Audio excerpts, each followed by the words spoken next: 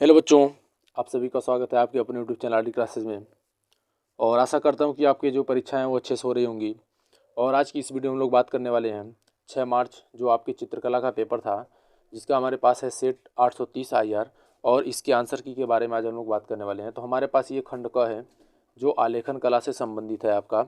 और यहाँ पर हमारा पहला क्वेश्चन दिया है कि लाल और हरा रंग है, मतलब लाल और हरा जो है ये किस प्रकार के रंग हैं।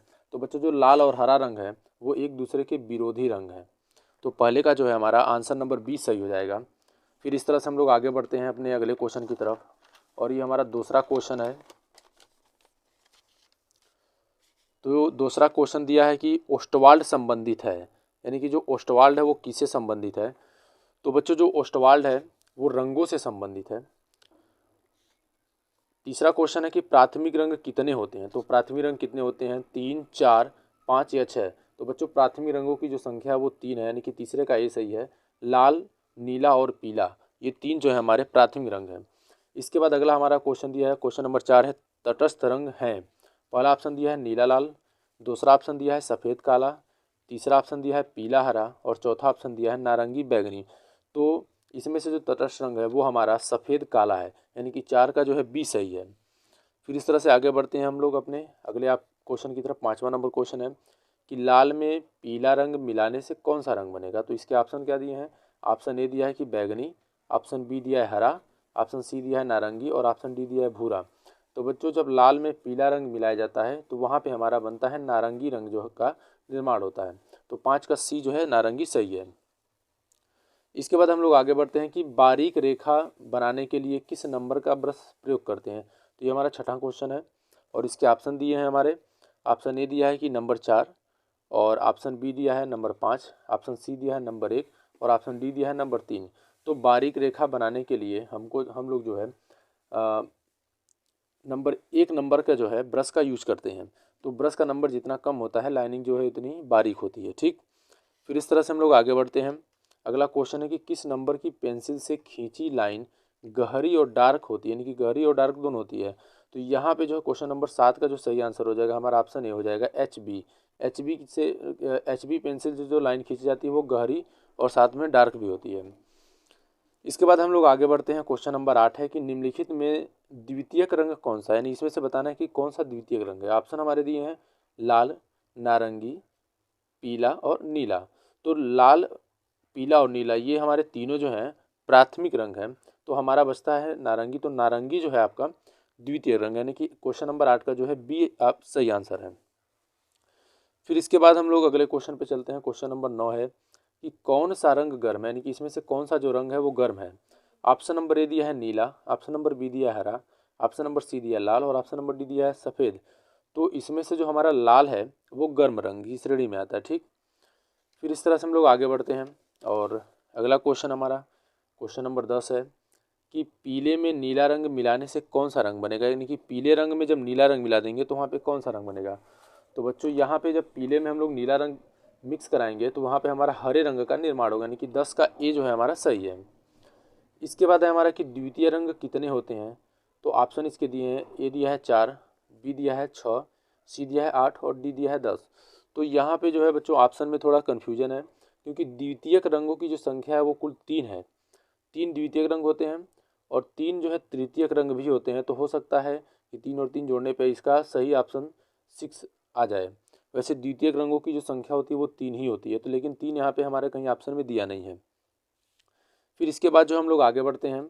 अगला जो क्वेश्चन हमारा, बिना ब्रश की सहायता से कौन सा रंग लगाया जाता है, यानी कि इसमें से कौन सा जो रंग है बिना ब्रश की सहायता से ही हम लगा सकते हैं। ऑप्शन हमारे हैं पेस्टल रंग, जल रंग, तेल रंग, इनमें से कोई नहीं।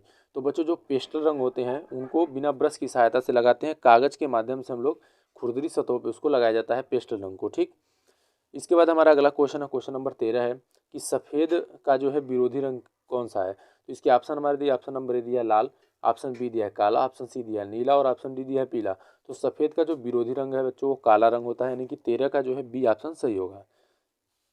इसके बाद हम आगे बढ़ते हैं। क्वेश्चन नंबर 14 है कला शब्द किस भाषा का है। तो बच्चों, कला शब्द जो है हमारा वो संस्कृत भाषा का है, यानी कि 14 का जो है ऑप्शन नंबर सी सही आंसर होगा। कला जो है संस्कृत भाषा से लिया गया है। क्वेश्चन नंबर 15 हमारा कि छत के केंद्र को अलंकृत करने के लिए कौन सा आलेखन उपयुक्त है, यानी कि छत के केंद्र को अलंकृत करने के लिए कौन सा जो है आलेखन उपयुक्त होता है। ठीक, तो ऑप्शन नंबर ए दिया है कि कोने का आलेखन, ऑप्शन बी दिया है केंद्रीय आलेखन, ऑप्शन सी दिया है किनारी का आलेखन और ऑप्शन डी दिया है इनमें से कोई नहीं। तो छत के केंद्र को जो है अलंकृत करने के लिए हम लोग केंद्रीय आलेखन का जो है प्रयोग करते हैं। अगला क्वेश्चन है हमारा क्वेश्चन नंबर 16 है कि सूर्य की रश्मियों में कितने रंग पाए जाते हैं, यानी कि सूर्य की जो किरणें होती है उसमें कितने रंग हैं। इसके ऑप्शन दिए हमारे, ऑप्शन नंबर ए है 7, ऑप्शन बी दिया है 10, ऑप्शन सी दिया है 8 और ऑप्शन डी दिया है 6। तो ये 7 जो है इसका सही आंसर होगा, यानी कि 16 का ए जो है सही है। सूर्य की किरणों में 7 रंग पाए जाते हैं। क्वेश्चन नंबर 17 है कि हरा रंग आंखों पर कौन सा प्रभाव डालता है। इनके ऑप्शन है, ऑप्शन ए दिया है सामान्य, ऑप्शन बी दिया है गर्म और ऑप्शन सी दिया है ठंडा और ऑप्शन डी दिया है कोई प्रभाव नहीं। तो बच्चों जो हरा रंग होता है वो हमारी आंखों पे ठंडा प्रभाव डालता है, यानी ठंडा महसूस कराता है। ठीक, फिर इसके बाद हम लोग आगे बढ़ते हैं और अगले क्वेश्चन की तरफ चलते हैं हम लोग। तो अगला क्वेश्चन है हमारा क्वेश्चन नंबर 18 है कि लाल और नीला रंग मिलाने से कौन सा रंग बनेगा, यानी कि लाल और नीला रंग को जब हम मिलाएंगे तो कौन सा रंग बनेगा। तो इनके ऑप्शन दिया, ऑप्शन ए दिया है नारंगी और ऑप्शन बी दिया है भूरा, ऑप्शन सी दिया है बैगनी और ऑप्शन डी दिया है हरा। तो बच्चों लाल और नीला को मिलाने पे जो है बैगनी रंग का निर्माण होता है, यानी कि 18 का जो है ऑप्शन सी सही आंसर है। 19 नंबर हमारा दिया है कि जो तटस्थ रंग कितने होते हैं, यानी कि तटस्थ रंगों की संख्या कितनी है। तो इसके ऑप्शन दिया है ए 4, ऑप्शन बी दिया है 2, ऑप्शन सी दिया है 6 और ऑप्शन डी दिया है 3। तो तटस्थ रंग जो होते हैं हमारे 2 होते हैं, वो होते हैं हमारे सफ़ेद और काला। काला और सफ़ेद जो 2 तटस्थ रंग हैं। तो 19 का जो है बी नंबर जो है हमारा सही होगा, यानी कि 2 सही होगा। ठीक, इसके बाद हम लोग आगे बढ़ते हैं क्वेश्चन नंबर 20 की तरफ। और क्वेश्चन नंबर 20 है कि इनमें से कौन सा प्राथमिक रंग है, इसमें से कौन सा जो है प्राथमिक रंग है। ऑप्शन क्या दिया, नीला, ऑप्शन बी दिया है भूरा, ऑप्शन सी दिया है बैगनी, ऑप्शन डी दिया है नारंगी। तो मैंने आपको वीडियो को शुरू में ही बताया था कि जो प्राथमिक रंग होते हैं वो क्या होते हैं हमारे, लाल, नीला और पीला। तो यहाँ पे नीला जो है हमारा सही ऑप्शन होगा, यानी कि 20 का ए जो है सही आंसर होगा। ठीक, इसके अलावा हम लोग आगे बढ़ते हैं। देखिए हमारा अगला जो पार्ट है प्राविधिक कला का है, प्राविधिक कला का है। तो प्राविधिक कला में हम लोग देखते हैं, पहला दिया कि संपूर्ण कोण का माप होता है, यानी कि संपूर्ण कोण कितने डिग्री का होता है। तो बच्चों संपूर्ण कोण जो होता है 360 डिग्री का होता है, यानी कि पहले का जो है बी आंसर सही होगा। दूसरा दिया कि समबाहु त्रिभुज का प्रत्येक कोण होता है। तो समबाहु त्रिभुज का जो प्रत्येक कोण होता है बच्चों वो 60 डिग्री का होता है। तीसरा ऑप्शन क्वेश्चन दिया है कि 180 डिग्री के कोण को क्या कहते हैं। तो 180 डिग्री के कोण को हम लोग सरल कोण या रिजु कोण उसे बोला जाता है। इसके बाद हमारा अगला क्वेश्चन है, क्वेश्चन नंबर 4 है कि यदि एक अर्धवृत्त में त्रिभुज बनाया जाता है जिसका एक कोण 90 डिग्री का है तो दूसरे कोणों का योग कितने अंश का होगा। तो बच्चों जब किसी भी त्रिभुज का एक कोण 90 का है तो आपको पता होगा कि वो त्रिभुज कहीं भी बना रहे तो त्रिभुज के तीनों कोणों का योग हमेशा 180 डिग्री ही होता है। तो अगर एक अकेला 90 डिग्री का बन गया तो बाकी दोनों का योग भी 90 होगा, तभी दोनों 90-90 मिलाकर के 180 होंगे। तो यहाँ पे यही पूछा है कि दूसरे कोणों का योग कितने अंश का होगा। तो दूसरे कोणों का जो योग होगा वो 90 डिग्री का होगा, यानी कि 4 का जो है हमारा ऑप्शन नंबर डी सही होगा। फिर इस तरह से हम लोग आगे बढ़ते हैं कि 1 मीटर में जो है कितने सेंटीमीटर होते हैं। तो यहाँ पे हमारा ऑप्शन नंबर ए दिया है कि 10, ऑप्शन बी दिया है कि 100, ऑप्शन सी दिया 1000 और ऑप्शन डी दिया है 80। तो 1 मीटर में बच्चों जो है 100 सेंटीमीटर होते हैं, यानी कि 5 का जो है बी नंबर सही है। क्वेश्चन नंबर 6 दिया है कि समकोण कितने अंश का होता है। तो बच्चों जो समकोण होता है 90 अंश का होता है, यानी कि 6 का जो है ए आपका सही आंसर है। 7वां दिया कि इनमें से कौन सा आकार जो है त्रिभुजाकार है। तो ये हमारा बी ऑप्शन जो है सही है, जो त्रिभुजाकार है। 8वां क्वेश्चन दिया कि इनमें से कौन सा आकार आयताकार है। तो बच्चों ए वाला जो है हमारा आयताकार है। देखिए ये वर्ग है, ये गोला है और ये त्रिभुज है। फिर इस तरह से हम लोग आगे बढ़ते हैं क्वेश्चन नंबर 9 की तरफ कि वृत्त का आकार कैसा है, यानी कि इसमें से कौन सा जो है वृत्त है। तो ये हमारा सी नंबर जो है आपका वृत्त है। देखिए गोला है, ये वृत्त हो गया। क्वेश्चन नंबर 10 है कि किस नंबर की पेंसिल से गहरी डार्क लाइन बनाई जाती है। किस नंबर की पेंसिल का उपयोग करके जो है गहरी डार्क लाइन, इसमें से कौन सी पेंसिल का यूज करके बनाएंगे। तो वो हमारा जो है 2B होगा। ठीक है, 10 का जो है बी सही है। 2B नंबर की पेंसिल से हम लोग गहरी डार्क लाइन बना सकते हैं। ठीक, क्वेश्चन नंबर 11 है हमारा, ज्योमेट्री बॉक्स में रखे त्रिकोण आकार के इंस्ट्रूमेंट को क्या कहते हैं। यानी कि जो ज्योमेट्री बॉक्स में त्रिकोण आकार में, यानी कि इस तरह का जो हमारा एक चीज़ उसमें होता है, एक वस्तु होती है ऐसे, उसे हम लोग कहते हैं गुनिया, उसे बोला जाता है। ठीक, यानी कि 11 का जो है बी ऑप्शन सही आपका, उसे गुनिया कहा जाता है।